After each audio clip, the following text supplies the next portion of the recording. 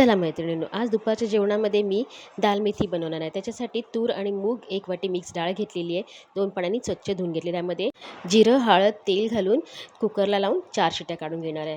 डाळ शिजेपर्यंत मी कांदा, टोमॅटो, मेथी चिरून घेतलेली आहे. जिंजर गार्लिक पेस्ट तयार करून घेतलेली आहे. लाल मिरची आणि कढीपत्तासुद्धा चिरलेली आहे. इथे फोडणीला राई, जिरा, आलं लसूण पेस्ट, लाल तिखट आणि कढीपत्ता घातलेली आहे फोडणीला. फोडणी चांगली तडतडल्याच्या नंतर ह्याच्यामध्ये मी कांदा आणि टोमॅटो चांगला तेलात परतून घेतलेला आहे. ह्याच्यामध्ये मी हळद घातलेली आहे, गरम मसाला घातलेला आहे आणि 1 चमचा तिखट घातलेला आहे. चांगलं तेलामध्ये परतलं. त्याच्यानंतर ह्याच्यामध्ये मी चिरलेली मेथी घालून परतली आणि चवीप्रमाणे मीठ घातलं. झाकण मारून मेथी जराशी नरम झाल्याच्यानंतर ह्याच्यामध्ये मी डाळ घातलेली आहे. डाळ घातल्याच्यानंतर ह्याच्यामध्ये जेवढं पाणी लागेल तेवढं घातलेलं आहे. मीठ घातलेलं आहे. 1 खडा गुळाचा घातलेला आहे आणि 5 मिनटं उकळी आल्याच्यानंतर अर्धा चमचा मी ह्याच्यामध्ये घी घातलेला आहे आणि माझी दाल मेथी तयार झालेली आहे.